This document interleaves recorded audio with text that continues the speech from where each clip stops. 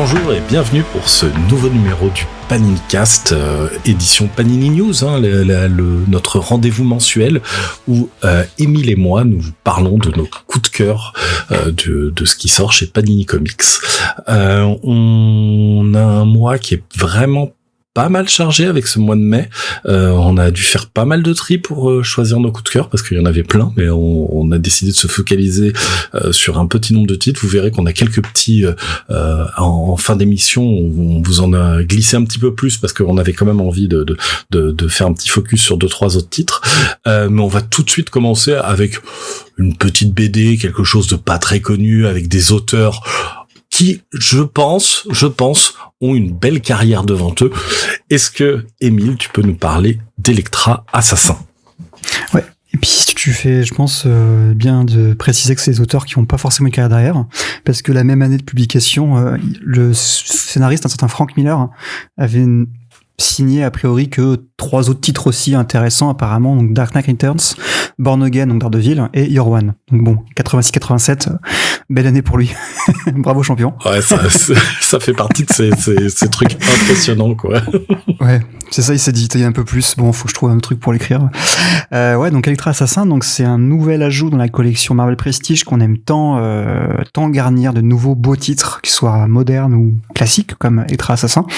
Et puis c'est vrai que bon, Daredevil oblige, c'est vrai qu'il y a quand même une certaine prédominance pour le personnage dans la collection, puisque donc vous avez donc Cold in Hell, donc Enfer glacé, et donc il y a aussi donc Born Again, et évidemment, disons que ça fait un moment que, pour être tout à fait honnête avec Mathéo, on est en train de rajouter un peu, un peu plus de Frank Miller, en tout cas un peu plus Daredevil dans la collection, et Elektra Assassin donc avait toute sa place dans la collection cette année, puisque c'est un des nombreux sommets donc de la longue participation en fait à l'histoire de Daredevil par Frank Miller, et ici accompagné par Bill Sienkiewicz. Donc pareil, Bill Sienkiewicz, gros morceau aussi, notamment beaucoup révélé sur Moon Knight et puis New Mutants évidemment, grand encreur, grand dessinateur, qui ici donc avec Miller va faire une première collaboration, qui ensuite ils vont retravailler ensemble sur Daredevil Love and War, si j'ai pas de bêtises, qui vient après. Donc du coup on a une histoire qui est assez particulière puisque on va suivre Elektra, donc en termes de chronologie, ça se passe normalement, si j'ai pas de bêtises, avant la re-rencontre à nouveau donc de Matt Murdock et d'Elektra qui va suivre. Puisque donc Elektra ici va être dans une espèce d'institution médicale où quelque chose s'est passé, on va essayer de reconstituer un peu les morceaux de sa mémoire à travers du coup ce premier chapitre, et ensuite c'est j'ai envie de dire que c'est un peu le festival Miller et le festival Sienkiewicz, parce que d'un côté Miller va vraiment revenir à ce qui surtout va faire sa réputation et surtout aussi ses défauts même dans les années 90-2000, donc un cocktail fou, peut-être trop fou même, de délire pop avec des ninjas, de l'ésotérisme, de la baston, du nihilisme évidemment beaucoup, et la satire, puisqu'on va aussi bien aborder donc en fait donc le Shield croisé avec donc des ninjas, une attaque nucléaire potentielle, le président des États-Unis, donc voilà, donc pas mal de choses, et Sienkiewicz dedans, en fait lui il parle même de jazz au niveau de la collaboration qu'il a pu avoir avec Miller sur le titre dans une interview, puisqu'il dit qu'en fait là Miller en gros lui donnait des idées, Sienkiewicz les recevait, il les lisait, des fois il rigolait et après ensuite il essaie de mettre en forme ceci, et devant la manière dont Sienkiewicz pouvait les mettre, Miller reprenait le script et des fois rajoutait des dialogues, changeait des choses, par exemple un personnage il a mis un design, il se dit non ce serait quand même con de le faire mourir, on va le mettre plus tard, donc du coup voilà, ils jouaient vraiment pas mal ensemble, donc une vraie collaboration à la Marvel Way, avec vraiment je pense aussi c'est le fait que Miller dessine et scénarise lui-même pas mal d'albums, qui fait aussi que du coup il laisse confiance et il fait confiance à son dessinateur, ou en tout cas aux artistes avec lesquels il travaille, comme il y a pu avoir avec Klaus Johnson dans le run de Daredevil. Et c'est vrai que là du coup on sent vraiment une osmose parfaite, je trouve, entre le texte et le dessin, et voire même plus, puisque en fait Sienkiewicz dedans va faire du dessin pour en fait je sais pas, il y a 30 idées par planche, voire même par case, où en gros il va faire des dessins enfantins pour parler de la partie enfance de Elektra. Il y a des personnages qui vont être déformés, je pense notamment à Skaïd qui est massif comme une montagne. Il y a des collages, il y a des peintures, il y a vraiment du crayon, enfin il y a vraiment tous les styles possibles type de dessin possible, et ça pourrait faire un peu étouffant, un peu voilà Kouglof, mais vu qu'il y a quand même une certaine cohérence dans la manière dont il dessine, et surtout aussi le fait qu'il colle au mieux état psychologique des personnages, on n'est pas vraiment surpris. C'est du coup en fait on a un fond de l'histoire et du script qui pourrait paraître un peu bariolé, un peu pop, un peu fou, un peu too much, mais ça colle aussi avec le dessin qui va un peu finalement annuler ça et essayer de retrouver, canaliser cette folie là et vraiment faire je trouve un rendu qui est toujours des années après aussi plaisant à lire, à relire. Et ouais, vraiment c'est encore une fois on le dit pas forcément souvent, mais c'est rare en fait de prendre le temps des fois de relire des chefs-d'œuvre et de se rendre compte, ah oui d'accord, c'est pour ça que ça a marché à l'époque, c'est pour ça que ça marche encore. Ouais. Même si ça reste une BD, j'ai pas envie de dire à ne pas mettre entre toutes les mains, mais qui c'est vrai est peut-être un peu plus âpre en lecture que d'autres œuvres même de Frank Miller ou de Sienkiewicz, quoi. C'est pas la plus accessible. Non, c'est clair. Je pense qu'il faut pas forcément. En fait, c'est ça qui est la force du récit, c'est que c'est très déstructuré, comme disait Aurélien. Donc du coup, ça peut forcément être un peu délicat à appréhender si on n'a pas forcément de connaissances de base. Mais si on connaît vaguement qui est Daredevil, qui est Elektra, je pense qu'on peut aborder le récit sans forcément préalable, mais faut être prêt à une expérience. Ouais, c'est ça. Faut être prêt à se laisser porter et tout ça. Je trouve ça toujours bien de dire à quel type de BD s'attendre. Là, c'est une BD qui a un côté très artistique et pour moi, c'est une vraie qualité, quoi. Mais c'est vrai que si vous cherchez une histoire simple avec un début, un milieu, une fin, bon bah non, c'est pas là. Là, c'est pour se prendre une claque aussi, quoi. Et le bouquin est assez lourd, donc vous pouvez vous aussi mettre des claques avec. Et d'ailleurs, c'est vrai ce que tu disais là sur les différents styles et tout ça. Quand j'ai dû choisir les pages pour proposer une preview du comic, j'ai galéré un petit peu à où commencer, où finir, etc.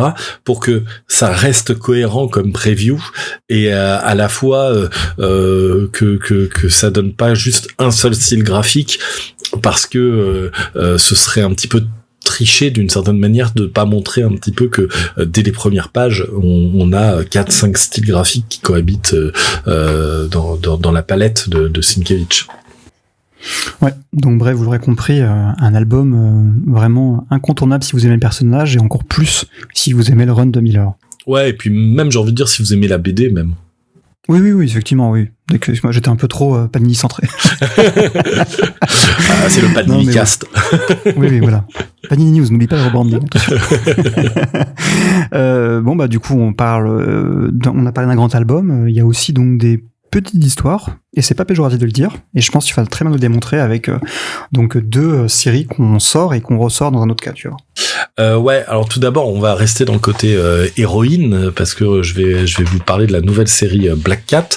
La série Black Cat, en fait, qui déjà signe un retour, parce que c'est le retour de J. Willow Wilson chez Marvel. Alors, elle a quand même signé quelques trucs depuis la fin de Miss Marvel, mais c'était elle a participé à Marvel Comics 1000, elle a participé à un one shot sur Miss Marvel, elle a participé à Spider-Man Black Suit and Blood, voilà, des choses comme ça. Mais là, c'est son premier retour vraiment sur une série régulière chez Marvel, et donc ça faisait quelques années qu'elle s'était éloignée pour travailler chez la distinguée concurrence, où notamment elle signe une très bonne série sur Poison Ivy. Et là, sur Black Cat, en fait, c'est un petit peu la même chose, c'est-à-dire elle prend un personnage qui est un personnage ambigu. Alors Poison Ivy est peut-être plus côté super vilaine. Là, avec Black Cat, on est déjà plus dans quelque chose d'ambigu, voilà, mais on retrouve cet aspect-là, et où en fait Wilson, elle va s'intéresser à essayer de donner donner un but déjà à Felicia, et lui donner à la fois un cast, la faire interagir avec le reste de l'univers Marvel, voilà, plein de petites choses comme ça qui au début d'une série très légère, et comme tu dis, c'est pas une mauvaise chose, une série légère, une série sympathique, une série bien écrite, bien dessinée, je vais y venir tout de suite après. Tout ça fait que en fait, très rapidement, on est dans j'aime bien cette série en fait. Je passe un vraiment bon moment à lire ça, et donc ouais, c'est vrai que l'angle choisi par Wilson de dire Felicia se dit en fait j'ai toujours été plutôt du mauvais côté de la loi, mais quand même tous les moments où je suis avec Spider-Man et où j'essaye de plutôt faire des bonnes choses, ça me réussit plutôt, et c'est plutôt les moments où je me sens le mieux. Et si j'essayais d'être une héroïne, ça va ça va être très sympa à suivre, surtout que son pouvoir sur la malchance fait que c'est quand même un petit peu un désastre autour d'elle régulièrement, donc il va avoir un petit peu ce côté-là, et donc comme je disais, on va avoir le droit à des vampires, à des super-héros ou super-héroïnes qui vont croiser son chemin, aussi un Spider-Man, mais Spider-Man en ce moment c'est peut-être pas Peter Parker qui va passer par là, à des super vilains qu'elle est habituée à croiser, etc. Tout ça va faire que on est vraiment dans l'univers Marvel, avec plein de clins d'œil, plein de bons moments, et plein d'histoires quand même de casse et de choses comme ça, parce que une bonne série Black Cat, c'est une série où il y a des choses à voler quand même. Et c'est vraiment une super chouette série. Vraiment je conseille, et je conseille aussi cette série pour le dessin de Gleb Melnikov.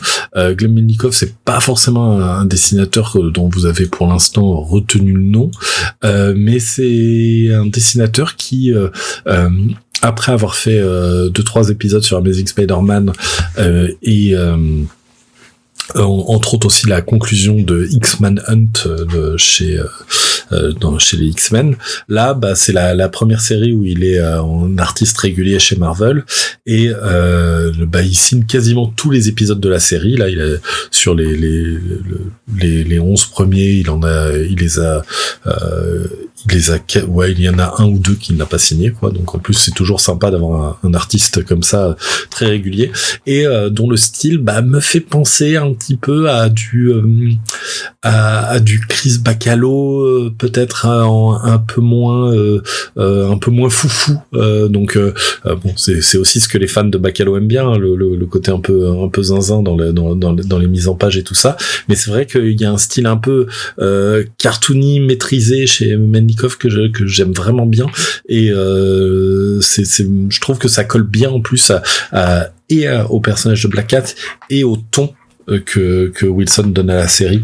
Donc vraiment, pour moi, c'est super bonne pioche Black Cat. Je vous conseille vraiment de jeter un œil. Et pour les fans d'Enrico Marini, je tiens à signaler que en tout cas au moment où on enregistre, on a encore des exemplaires de la variante sur le site, donc pour que le tome 1 avec une couverture d'Enrico Marini.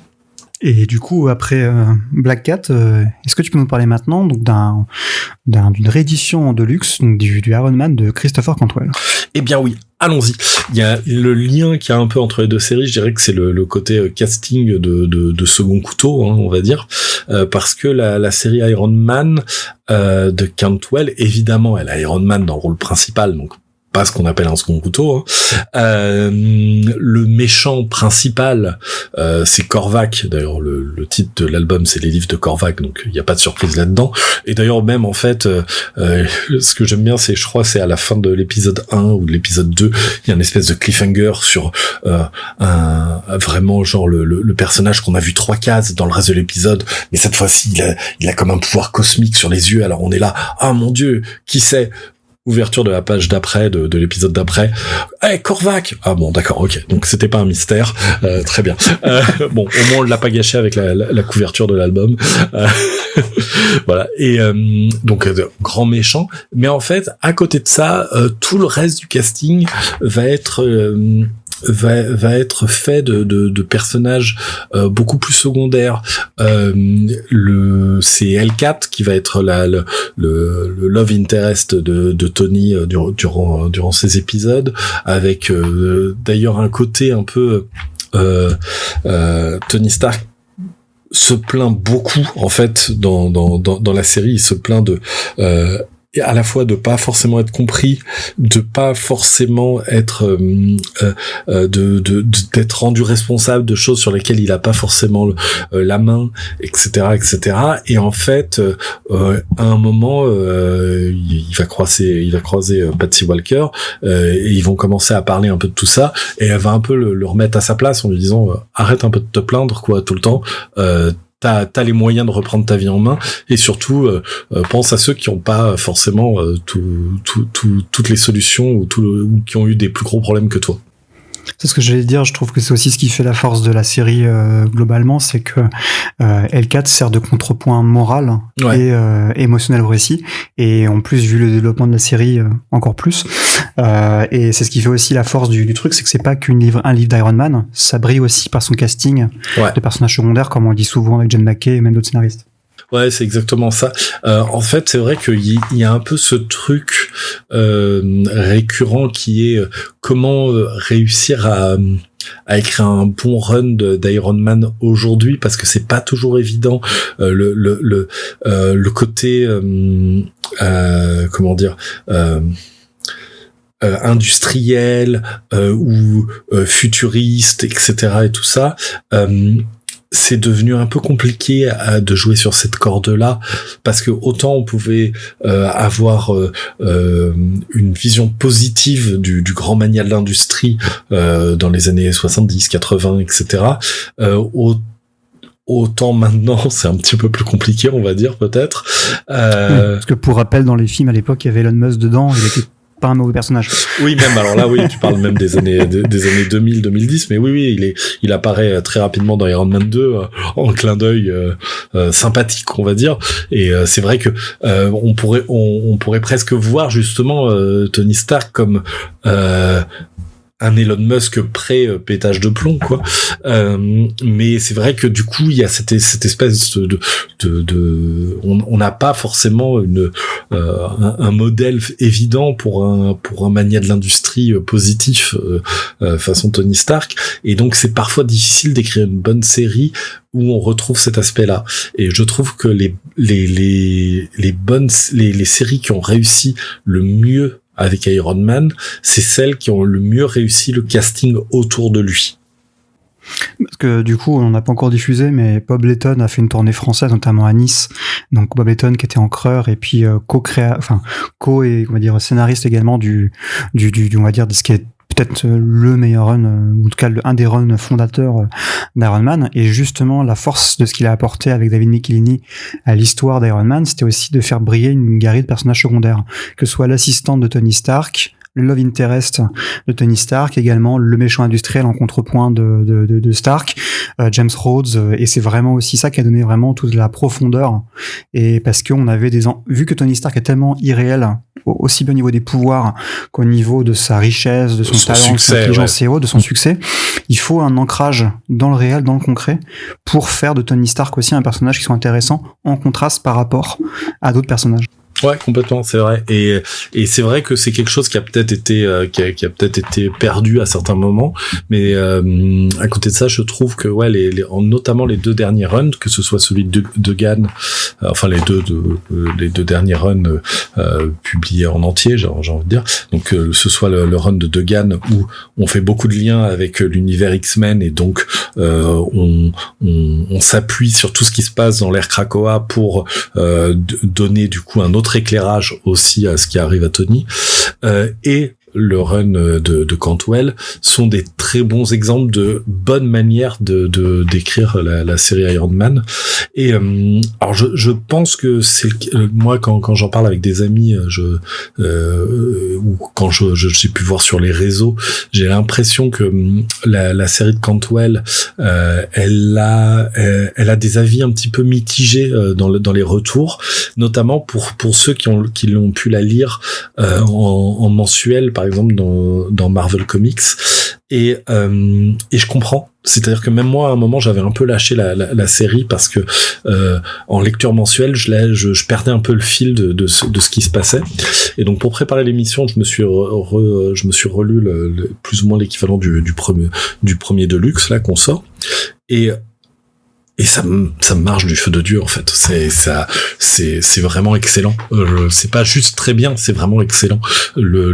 Déjà il y a pas vraiment de valse de dessinateur, c'est-à-dire qu'en plus on a Cafu. Ouais, il y a Cafu, il y a aussi Angel Unzueta, mais en fait on passe de l'un à l'autre sans problème parce que ils ont des styles assez proches, surtout avec la colorisation, qui font que on n'a pas vraiment l'impression de changer de dessinateur. Et à côté de ça, il y a une écriture au long cours qui est vraiment excellente, avec un développement psychologique des personnages, donc que ce soit d'Hellcat ou de Tony, mais aussi l'introduction donc de tout un casting autour, en fait pour lutter contre Korvac. Ce que va se dire Tony à un moment, c'est que il a besoin d'aide parce que on s'en prend pas à Korvac tout seul, mais le problème c'est que vu que Korvac avait lancé son plan avant que Tony découvre qu'il était en jeu, quoi, il ne peut pas aller vers les Avengers ou les 4 Fantastiques ou même les X-Men parce que Korvac est sans doute en train de surveiller ces endroits-là. Donc il est obligé d'aller chercher des profils moins connus. Et donc il va aller chercher des super-héros. Il va se retrouver avec un groupe vraiment très hétéroclite autour de lui. Mais en vrai, ce groupe hétéroclite, constitué majoritairement de très anciens persos ou d'une création ici ou là, etc., c'est ce qui va aussi donner de la fraîcheur à tout ça et donner de la profondeur au récit, parce que ces personnages-là ont chacun aussi leur vision du monde et voilà, et donc la résonance qu'ils vont trouver face à des problèmes qui sont de type Korvac, c'est quand même un méchant qui a des pouvoirs quasi divins, ça va donner pas mal de réflexions. Et il y a aussi la réintroduction d'un très très vieux personnage de l'univers Marvel, voilà, qui va être réutilisé ici de fort belle manière. Bref, vraiment une série que je trouvais sympathique quand je l'avais découverte en mensuel, et qui, à la relecture comme ça en bloc, est vraiment dans le très haut du panier à mon sens. Non, entièrement d'accord. On avait parlé même juste avant off. C'est vrai que c'est partie des séries qui, je trouve, on a parlé des fois même à l'occasion de séries comme Ultimate X-Men ou même d'autres séries où il y a des séries qui se lisent très bien en single, enfin du coup de manière mensuelle ou périodique, d'autres qui s'apprécient mieux justement sur la longueur avec les épisodes à la suite les uns les autres. Et puis après il y a les anomalies comme Dennis Camp ou Hickman qui arrive très bien à écrire dans l'un et dans l'autre. Ouais, mais ça c'est le mieux du mieux, hein, mais bon, c'est pas. Mais après aussi, je pense que Cantwell, c'est vrai que je crois pas qu'il ait fait de projet indé sorti en France depuis un petit moment, mais ça reste un scénariste vachement intéressant qui justement lui continue à la fois de proposer des super mini-séries chez Marvel, je pense à Namor par exemple, ou du coup en indé avec par exemple Blue Flame qui est sorti chez 404, et puis moi j'avais moins aimé, mais il y avait Everywhere, je sais pas comment ça s'appelle, j'ai oublié le nom, mais bref, qui était chez Dark Horse, et c'est un scénariste qui propose toujours des trucs intéressants, toujours des concepts intéressants ou des récits intéressants, et c'est vrai que on est content aussi de pouvoir proposer du Iron Man en Deluxe, de signer par Cantwell, parce que ça reste effectivement un run vachement intéressant sur le personnage, donc avec une très bonne manière de l'écrire justement.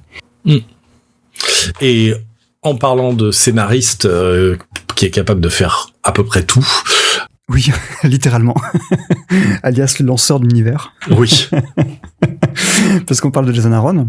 Avec, je pense que on n'est plus très loin maintenant d'avoir quasiment tout sorti, je pense, Jason Aaron maintenant en Deluxe Omnibus, parce qu'on a quasiment, en tout cas, si ce n'est pas cette année, dans les années à venir, je peux vous dire déjà qu'il y aura d'autres Aaron à venir. Mais donc on a réédité donc le Ghost Rider de Jason Aaron, qui est pas d'ailleurs qu'une réédition, puisqu'en fait je crois qu'à l'époque on est sorti que les 3 premiers numéros, si j'ai pas de bêtises, c'est ça ? Ouais, c'était le moment, en fait, c'était à l'époque des 100% souples, et c'était genre, vu que tu vas l'expliquer, hein, mais ça prenait la suite d'un autre run, c'était le tome 8 ou 9 qui était sorti, donc, et avec l'usure, il y avait plus assez de lecteurs. Déjà que sur Ghost Rider, bon, vous doutez bien déjà, Ghost Rider, malheureusement, c'est pas un personnage qui a la même popularité que Spider-Man, hein, même s'il a quand même eu droit à 2 films. Donc ouais, non, en fait, c'est en gros Jason Aaron, quand il a commencé chez Marvel, il a commencé parce que il a fait une série qui s'appelle Sculpt, donc qui est éditée chez Urban, donc une série Vertigo, qui a permis ensuite à Aaron de se faire opérer par Alex Alonso, qui est à l'époque un des rédacs de Marvel, qui donc lui a confié plusieurs projets, donc notamment un numéro de Wolverine que vous pouvez retrouver dans l'omnibus consacré au scénariste, et ensuite en 2008 de reprendre la série Ghost Rider à la suite donc de Daniel Way, qui était un scénariste qui avait relancé le personnage, et d'ailleurs c'est intéressant parce que quand je regardais un peu là pour préparer l'émission combien de numéros ça avait duré et tout ça, j'ai vu que donc c'était Tony Moore déjà qui faisait les dessins, mais qu'il y avait même du Corben aussi dans le run juste avant, donc c'était vraiment une petite je trouve ça un peu marrant en fait de voir Corben un peu partout à ce moment-là sur certaines séries Marvel un peu de manière sporadique, mais bref, et donc ce run de Daniel Way, il avait une particularité notamment, c'est que il a introduit un personnage qui s'appelait donc Zadkiel, qui était une espèce d'archange, et Jason Aaron en fait va avoir un peu une double mission, même si alors je sais pas forcément si c'était quelque chose d'éditorial ou si c'est lui qui, en tout cas en tant que fan de Ghost Rider, se l'est donné, mais il va essayer de remettre de l'ordre dans la chronologie de Ghost Rider. Et c'est vrai que justement, vu que je voulais préparer et que j'essaie de lire les intégrales, Ghost Rider et tout ça, je me suis rendu compte que c'était quand même un peu compliqué Ghost Rider en termes de chronologie, de retcon et compagnie, puisque donc Ghost Rider historiquement c'est Johnny Blaze, donc qui est un motard possédé par Zarathos, qui est donc au départ présenté comme un démon, puis après en fait au fur et à mesure des réécritures cette originale est remise en question, puis après en 90 il y a un autre Ghost Rider qui s'appelle Danny Ketch, donc voilà, puis après on découvre son frère à Johnny Blaze, puis après il y a d'autres itérations qui existent dans le passé, voilà, et en fait Jason Aaron il va vraiment clarifier les choses. Il va déjà dire qu'en fait Ghost Rider, donc Johnny Blaze, n'est pas lié à un seul démon, mais à des esprits de la vengeance, et du coup il peut exister des esprits de la vengeance un peu partout, que ce soit en fait par exemple un natif américain qui va se faire par exemple tuer toute sa tribu, du coup il va revenir de manière vengeuse tuer les blancs qui ont pu tuer sa tribu. Il peut y en avoir aussi en Inde, au Tibet, donc vraiment tous les pays du monde, et ici donc il va vraiment donc remettre ça au centre de la mythologie de Ghost Rider. Et aussi du coup il va aussi instaurer une notion de temps, parce que du coup on découvre qu'il y a des Ghost Rider qui existent depuis des années, et aussi c'est que du coup il va faire en sorte que Zadkiel, le personnage qui a été créé par Daniel Way, va être le maître de ces esprits de la vengeance là, et qui va en fait les utiliser, une espèce de grand complot qu'on va découvrir au fur et à mesure des pages, pour justement renverser un peu façon comme Lucifer, renverser l'ordre divin. Et c'est aussi un des ajouts de Aaron à la mythologie Ghost Rider, en tout cas dans ce que je crois comprendre, c'est que donc les Ghost Rider, donc les esprits de la vengeance, ne sont pas forcément démoniaques, mais surtout sont liés plutôt à une force divine, c'est-à-dire divine mais pas forcément donc négative. Et c'est vraiment ça qui fait de la série un truc intéressant, parce qu'on est à la fois sur un truc un peu très fun, du coup on va voir un peu côté j'ai envie de dire un peu façon ambiance Boulevard de la Mort de Tarantino, avec ce côté la route, un côté assez bis avec des rednecks, évidemment des motos, de la violence, puis en plus je trouve le dessin de Roland Boschi je trouve rend vraiment ce côté crasseux en fait de cet univers là, assez poisseux, vraiment je trouve qu'il le rend vraiment à merveille. Et en même temps il va aussi mettre une dimension très religieuse, très mythologique dans tout ça, et ça en reste un récit déjà qui se lit assez rapidement, parce que c'est un petit omnibus. Je crois qu'on va avoir à peine une vingtaine de numéros dans l'album, mais qui se tient relativement bien et qui je trouve est une bonne porte d'entrée dans le personnage, puisque justement on a ce côté où il remet de l'ordre. Et je trouve que justement si vous avez découvert le personnage avec le run récent de Percy, qui je trouve aussi est très quali dans son côté un peu hors continuité, avec aussi une galaxie de personnages comme Hellstrom ou d'autres ou d'autres personnages liés à l'enfer existaient vraiment relativement de manière autonome, avec, je trouve, une grande qualité, une certaine violence aussi par rapport à d'autres séries, foncez là-dessus, parce que moi, j'avoue, je connaissais pas du tout ce run-là, je l'avais jamais lu en entier, et j'ai passé un très bon moment en le lisant. Je crois que j'ai lu en quasiment une soirée, parce que déjà, je lis vite. Mais surtout, c'est que ça se lit vraiment très bien, ça s'enchaîne très bien. Et je trouve que le rapport à la famille qu'il va mettre dedans, entre Danny Ketch et Donny Blaze, il y a vraiment des chouettes idées. Et donc, ouais, non, vraiment, je trouve que c'est un très bon ajout pour comprendre un peu la carrière de Aaron, parce que ça répond des fois à la fois, c'est un peu en écho à ce qu'il faisait sur Scalp, avec ce côté un peu, un peu vénère. Et en même temps, on voit déjà un peu pointer le côté mythologique, passé, présent, futur, qui vont avoir un lien qu'on va retrouver sur Thor, sur Conan, sur après d'autres séries qu'il va faire. Et donc, ouais, non, franchement, c'était une très bonne surprise. Ouais, et puis c'est vrai que on sort pas beaucoup de Ghost Rider, hein, comme tu disais, c'est pas les fans de Spider-Man, donc là c'est l'occasion. Et je crois que c'est un des grands runs quoi qu'on n'avait pas publié en fait. Je parle pas que de Ghost Rider, mais chez Marvel en général, mine de rien, on publie quasiment toutes les séries principales qui sortent en VO à un moment donné. Quand on explore le passé avec les intégrales, on a de moins en moins d'angles morts. Et c'est vrai que le Ghost Rider de Aaron, ça faisait partie des angles morts, hein. Ouais, des angles morts qui nous restaient et que donc on vient combler ici. Et en parlant de grands scénaristes, aussi donc en parallèle donc de ce programme à la Marvel qu'on a abordé, je propose qu'on fasse maintenant une autre minute de silence pour un chef-d'œuvre. Plutôt une minute de on parle. Une minute de on parle, ouais, voilà. Non, parce que c'est vrai que pour le coup, on a pu révéler un peu le programme indé qu'on avait eu à l'époque au micro de Arnaud en début d'année avec Jean-François sur donc le programme qu'on allait avoir. Donc on allait savoir Feral et Dennis Kemp en fin d'année, mais également La Fourrière des Animaux de Tom King et de Pete Gross. Ouais, et c'est sans aucun doute un des titres majeurs qu'on sort cette année. Voilà, tout confondu. C'est le titre qui a pas de défaut. C'est-à-dire que non mais voilà, Oui, non mais on en parlait aussi avec Arnaud en disant, j'ai repris ta phrase parce que je vois à peu près ce que tu vas dire, c'est quand on écrit les points forts sur les fiches argus pour les commerciaux donc de Del Sol, donc notre diffuseur, c'est Aurélien du coup qui s'occupe de la partie hors Marvel, et c'est vrai qu'il m'a dit c'est trop facile. Il fait que des points forts.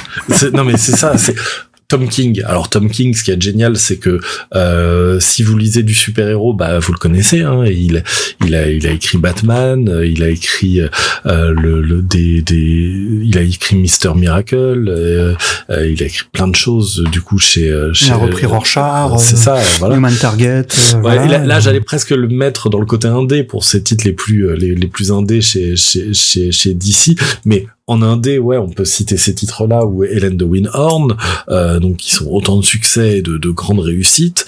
Donc, il est connu aussi bien de ceux qui lisent du super-héros que de ceux qui lisent des titres indés. En termes de filiation, on va dire, le titre est une réinvention de la ferme des animaux, d'où le titre La Fourrière des Animaux. On garde même le mot qui commence par F. Voilà, mais donc c'est une réinvention du chef-d'œuvre d'Orwell. Chef-d'œuvre qui, alors, se base à l'époque sur le stalinisme, en fait, c'est même pas tant le communisme qui est pris d'assaut par le titre d'Orwell que en fait la version dictatoriale, c'est-à-dire ça parle. La manière dont la révolution bolchevique a été, en fait, c'est fait après accaparé par, quelques personnes. Et en fait, c'était un vrai pamphlet sur l'usage du pouvoir par une minorité, et en fait ici avec La Fourrière des Animaux, Tom King va faire la même chose mais en s'intéressant à notre époque d'aujourd'hui et qu'est-ce qui on va dire le représente le mieux ce côté cet accaparement du pouvoir par peu, bah c'est le Trumpisme avec cette version du fascisme même, j'ai envie de dire, où on la personnifie en un homme qui est capable de toutes les outrances, et donc on va retrouver ça dans La Fourrière des animaux, avec une lecture, je trouve en plus, qui est loin d'être simpliste de la situation, parce que c'est évidemment facile de critiquer Trump et sa manière d'être et sa manière d'agir. C'est plus compliqué, je trouve que Tom King y arrive excellemment bien dans La Fourrière des animaux, de le faire en mettant de la nuance en plus. Oui, parce que du coup, c'est ce que tu dis, effectivement, on n'est pas sur quelque chose de moralisateur qui va dire ça c'est bien, il faut que vous le pensiez, ça c'est mal, il faut pas que vous le pensiez. Mais en plus, ce qui est intéressant, c'est que le titre, malgré lui, cette résonance en plus beaucoup plus cruelle que prévu, puisqu'il était écrit à la suite de la tentative de coup d'État au Capitole, et il a été réalisé et terminé avant la deuxième élection en fait de Trump, le deuxième mandat. Donc du coup, ça reste aussi au départ quelque chose qui n'était pas du tout prévu pour durer, on va dire, comme métaphore. C'est-à-dire, il montrait un climat politique qui pouvait y avoir aux États-Unis, puisqu'en fait, en gros, il le raconte dans une interview, c'est que il a été assez évidemment choqué, on peut le comprendre, devant la tentative de coup d'État qui a eu donc en 2020 au Capitole, et en fait, il y a, ou 2021, je sais même plus, je sais pas, bref, et en fait, donc ses enfants lisaient donc le bouquin d'Orwell, et c'est là qu'il a eu l'idée de remettre à jour, disons de lier ces deux événements, le livre et donc l'événement politique, pour après justement remettre à jour et faire voilà ce récit-là, donc Animal Pound en anglais. Et c'est ce qui rend, je trouve, le truc d'autant plus intéressant, c'est que à l'époque où il l'écrit, il ne sait pas en fait que Trump va être réélu. Et ça donne en plus un tour, parce que par exemple, je sais pas si les casquettes MAGA existaient déjà, mais par exemple, il y a un moment donné un animal qui porte cette casquette-là, et je pense que c'est pas possible autrement de pas y penser, quoi. Ouais, et il y a les relations entre les personnages sont vraiment bien écrites. Faut parler aussi du dessin du coup de Pete Goers qui réussit à donner énormément d'humanité aux animaux sans tomber dans l'anthropomorphisme. On est sur des animaux qui ont des looks et qui agissent physiquement, j'ai envie de dire, comme des animaux. C'est juste que ils leur apportent ce qu'il faut d'humanité pour qu'on puisse se projeter sur eux. Après, moi je parle à mon chien tous les jours, mais le fait est que c'est extrêmement bien écrit, et il y a une voilà, c'est politique, intelligent, prenant, bouleversant aussi, hein, parce que c'est vrai que c'est pas très drôle. Hein. Non, c'est pas très drôle. Sans être pesant ou ni encore une fois moralisateur, quoi. Il y a souvent un humour un peu grinçant quand même qui ressort aussi. Il y a un chat notamment qui est vraiment bon après comme tous les chats un peu bâtard. Vous êtes vraiment des vicieux les chats, quoi. Et non, mais c'est vrai qu'il y a un chat qui a un peu l'espèce de commentaire un peu sarcastique, un peu cynique, qui est là en mode genre. Ok, juste ça en fait, et en fait on voit d'un coup voilà la fourrière s'enfoncer dans ce que ça va devenir. Et ouais, non, c'est comme tu dis, ouais, ça réussit à jouer sur tous les tableaux en fait, et en étant encore une fois jamais moralisateur, jamais donneur de leçons. Et c'est le pire truc en fait qui peut arriver à ce genre de livre, d'être donneur de leçons. Et là justement, je trouve que pour le coup, et puis de la vie générale de tous les gens en tout cas qui ont pu le lire, ce qui nous a aussi rassuré sur notre choix, c'est que ouais, globalement, tout le monde a trouvé ça effectivement très très bien. Et donc, au moment où on enregistre, il n'est pas encore sorti, mais c'est vrai que j'ai très hâte de voir les retours des premiers lecteurs et lectrices. Ouais, ça va sans aucun doute être je pense que ça va trouver un écho auprès du public. En tout cas, normalement, si vous êtes normalement constitué, vous devez aimer. Voilà, on va le dire que ça. Oui. En plus, au niveau édition, on a fait quelque chose qu'on fait pas forcément sur l'indé, c'est-à-dire qu'on a fait on a gardé le grand format qu'on fait maintenant sur nos séries, notamment comme Feral ou autre, mais surtout, on a aussi voulu comment dire, un peu symboliser le récit avec ces 2 variantes cover. Donc il y a donc une couverture de c'est Valta Hernandez, c'est ça, sur de Valta Hernandez en bleu, qui fait un peu l'espoir, je trouve, des promesses à venir du début du récit. Et à l'arrière, vous avez une cover de Rory Fornes qui est vraiment glauque. Et je pense que vous avez un peu résumé là graphiquement les deux, on va dire, le point de départ et la fin du récit. Et voilà, pour l'avoir vu en vrai au bureau, je trouve qu'en même temps, on est aussi très content et on pense vraiment, en tout cas, que nous, ce sera un des plus beaux albums, que ce soit au niveau du fond et de la forme, qu'on ait jamais fait chez Panini. Voilà. Après, vous faites ce que vous voulez, hein. Ouais, c'est ça. Vous pouvez don't believe the hype, et puis après, si vous aimez les animaux, mais que vous voulez un truc plus léger, il reste Jeff de Landshark. Donc, à savoir la semaine de Jeff. On avait dit qu'on avait encore, là, ça fait déjà 5 titres qu'on vous présente. On en a encore 1 ou 2 sous le coude. On va aller un petit peu plus vite. Jeff, bon, on en parle, le requin qui marche, hein, on vous en parle quand même maintenant assez régulièrement. Vous devez savoir où vous mettez les pieds ou les nageoires. Et c'est toujours aussi charmant, toujours aussi génial. C'est le 3e tome qu'on vous propose ici avec en fait sa première série régulière, hein. Attendez-vous donc à une histoire plus sur le long cours. On a une vraie histoire qui prend tout du long, avec, au lieu d'avoir les petites pastilles avec aucun dialogue ou très très très peu de dialogue, ici les personnages autour de Jeff réagissent davantage et ont des choses à raconter, mais ça reste... Désolé, Jérémy. Tu dois travailler. Jérémy Manès, traducteur de l'album. Le fait est que ça reste ultra charmant. C'est toujours scénarisé par Kelly Thompson, qui est capable aussi bien donc d'écrire Jeff que Absolute Wonder Woman, et c'est vraiment très très très très chouette. Et sachant que les aventures de Jeff continuent en VO, il y aura sans doute un 4e album qui arrivera à un moment, mais en tout cas bientôt un omnibus, un Absolute, tout. On fera la totale, l'intégrale, ensuite Marvel classique. Ouais, mais ça, ce sera pour dans 20 ans. C'est ça. Quand vos petits enfants, du coup, voilà, ils attendront. Quand Fred, il demandera après, une intégrale sur les commentaires, il demandera donc Jeff. Est-ce qu'on peut avoir l'intégrale Jeff? Et vu qu'on parle d'intégrale, on peut aussi parler du coup de Wolverine, l'intégrale 1990-1993, volume 2.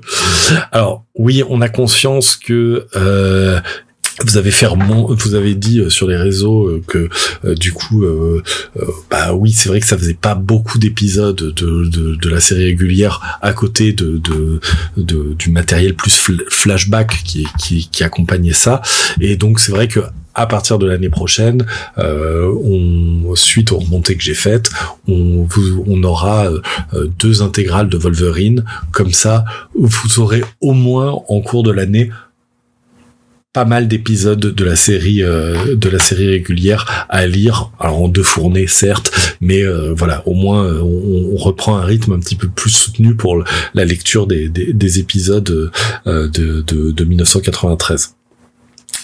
Avec en plus toujours ce complément qui vient soit des one shot comme ici au sommaire de l'intégrale, de cette intégrale là, on a Reign of Terra, donc qui est écrit par Peter David avec Kubert au dessin. On a aussi des épisodes de Marvel Comics Presents, et on a aussi des one shots comme Ghost Rider, Punisher, Wolverine, Hearts of Darkness, que les vieux lecteurs avaient peut-être lu dans un récit complet Marvel, mais aussi Wolverine Inner Fury, qui est pour le coup lui est totalement inédit en VF. Donc il y a quand même énormément à se mettre sous la dent, et à partir de l'année prochaine, vous aurez encore plus à vous mettre sous la dent pour les fans de Wolverine rétro. Oui, mais effectivement, du coup, on comprend aussi que ça c'est un peu embêtant pour ranger des albums, puisqu'on a à la fois les nouveaux épisodes et en même temps donc le récap, ou en tout cas le rattrapage de contenus qui sont disponibles entre temps. Et bon, en tout cas. Après, moi je tiens à mitiger ça en disant que quand même on reste sur des histoires. Par exemple, là, c'est des histoires de 90, 91. Donc voire 92 pour Inner Fury. Donc quand les épisodes de la série régulière sont de 93, on n'est quand même pas non plus sur un décalage temporel qui est délirant non plus. Hein. Donc voilà, je tenais à le mitiger aussi en rajoutant ça. Oui, non, mais après je peux comprendre aussi que on est tous un peu des maniaques de la bibliothèque. Ah ça, je pense que on est tous dans un groupe de soutien. En tout cas, en parallèle aussi, en ce mois de mai. Donc May the Force oblige. On aura également, comme donc les 2 années précédentes, une opération Star Wars qui sera donc la semaine du 4 mai, et pour donc une mécanique qui sera un poil différente, même si ça change pas grand chose en fait. Donc à savoir pour 30 € d'achat sur donc Star Wars, vous pourrez avoir droit à la prime donc Star Wars Vision qui revient pour une 3e année, puisque donc Takashi Okazaki, créateur de Afro Samurai, qu'on a d'ailleurs édité chez Panini Manga, je précise. Signe un 2e Star Wars Vision, toujours avec cette espèce de Ronin, avec en hommage un peu à Baby Cart, parce qu'il avait un petit chariot, double référence, et avec une histoire toujours inédite en noir et blanc, donc grand format. La 2e année, c'était Peach Momoko avec le Star Wars Vision, qui était un récit muet, qui était vraiment fabuleux. Et donc là, cette année, donc vous pourrez retrouver à nouveau donc Okazaki, et que dire de plus à part écoutez, May the Force. Et puis pour celles et ceux qui seront à QC, alors je sais pas si on enregistre, si au moment où où sera diffusé, je pense qu'on QC sera déjà passé, mais en tout cas vous pourrez donc vous pourrez voir l'équipe de Panini un peu plus au complet que d'habitude puisque on sera donc à QC avec Aurélien et Sophie, du coup notre attaché de presse, à QC début mai. Et du coup, il nous reste à passer au reco. Alors on va essayer d'aller vite parce qu'on a été déjà pas mal bavard sur les sorties du mois de mai. En reco, je vais vous parler rapidement de la meilleure série que personne connaît, qui est The Comeback. Alors The Comeback, c'est une série HBO qui a connu 3 saisons. La première est sortie en 2005, la 2e saison est sortie en 2014 et la 3e saison est au moment où on enregistre encore en cours de diffusion. Une saison tous les 10 ans, et a priori la 3e sera la dernière. Et donc c'est une série qui a été créée par Michael Patrick King, qui est connu notamment pour Sex and the City, et co-créé aussi par son actrice principale qui est Lisa Kudrow, donc Phoebe dans Friends, et qui commence d'ailleurs avec ce côté très méta, avec le personnage de Lisa Kudrow, Valérie Cherich, qui est une ancienne actrice qui a eu une actrice de sitcom qui a eu un gros succès dans son passé, mais qui maintenant est un petit peu dans la loose, et donc elle va essayer de faire son comeback, notamment au début avec une série de Real TV où en fait elle va être suivie par une équipe de documentaires pour suivre sa vie de tous les jours, ce qui en 2005 est en fait le reflet de ce qui se passe beaucoup en fait à la télé à ce moment-là, et voilà. Et en fait The Comeback, c'est une série qui mélange donc un aspect très méta sur plein d'aspects, soit sur le personnage de Lisa Kudrow, soit sur l'état de l'industrie télé. C'est quelque chose qu'on va retrouver et dans la saison 2 et dans la saison 3, qui va parler de la saison 3 notamment d'intelligence artificielle. Et à côté de ça, c'est surtout un portrait d'un personnage incroyable, Valérie Cherich, qui est un personnage qui transmet un malaise, mais en acier trempé. C'est-à-dire que si vous êtes du genre à trouver que les premières saisons de The Office sont difficilement regardables à cause du malaise que produit Michael Scott ou ce genre de choses, vous ne pourrez pas tenir face à The Comeback parce que le niveau de malaise est largement supérieur. Et mais l'écriture de Valérie Cherish est une des écritures les plus subtiles et les plus multifacettes d'un personnage de télé que j'ai pu voir, et surtout l'interprétation de Lisa Kudrow est pour moi peut-être la meilleure interprétation de personnage féminin de la télé américaine. Voilà, c'est du niveau du personnage de Veep par Julia Louis-Dreyfus. Voilà, c'est absolument incroyable, vraiment, avec des c'est-à-dire que c'est un personnage qui nous met mal à l'aise, qui est plein de défauts, d'un côté égocentrique, etc., et à la fois qui a toutes ces fêlures, et où on finit par l'aimer profondément, Valérie Cherish. Bref, c'est absolument génial. Comme je dis, vous avez peut-être jamais entendu parler de cette série, parce que c'est une série qui quand même passe souvent sous le radar, mais c'est vraiment une série exceptionnelle et absolument génialissime, et que je recommande fortement. Oui, tu m'as bien donné envie. En plus, 3 saisons, c'est facile à caler. Oui, en plus, 13 épisodes pour la première, 8 et 8 pour les 2 ceux d'après. Donc, emballer, c'est pesé. Moi, j'ai pas d'une autre, donc une série sur comics, que je vais pas non plus être très long dessus, parce que je n'ai pas encore fini le premier compendium, parce que c'est donc réédité actuellement en 2 compendiums.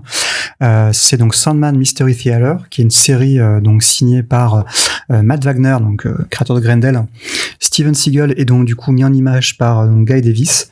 Et c'est une série qui est géniale parce que déjà c'est un personnage que j'adore, donc le Sandman originel, qui avait été, si je dis pas de bêtises, créé par Kirby.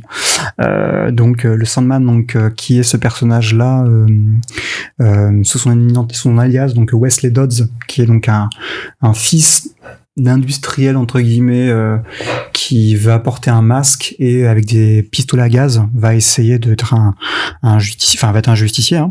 Et on a déjà l'ambiance noire que moi j'adore en polar, en film, donc déjà c'est très bien rendu.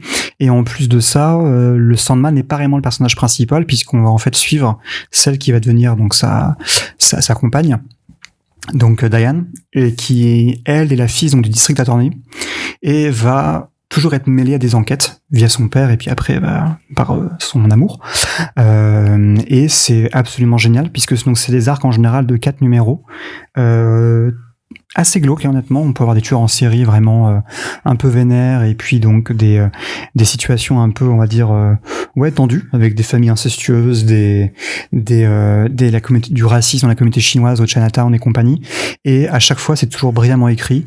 J'adore en fait la série là, un peu comme Gotham Central, où en fait on vend un personnage, mais en fait la série en fait un personnage périphérique, même si on sait que le Sandman est le Sandman, on le voit pas forcément tout le temps, et même s'il reste évidemment au cœur de l'intrigue, et que ça reste quand même la personne qui va quand même résoudre pas mal de trucs.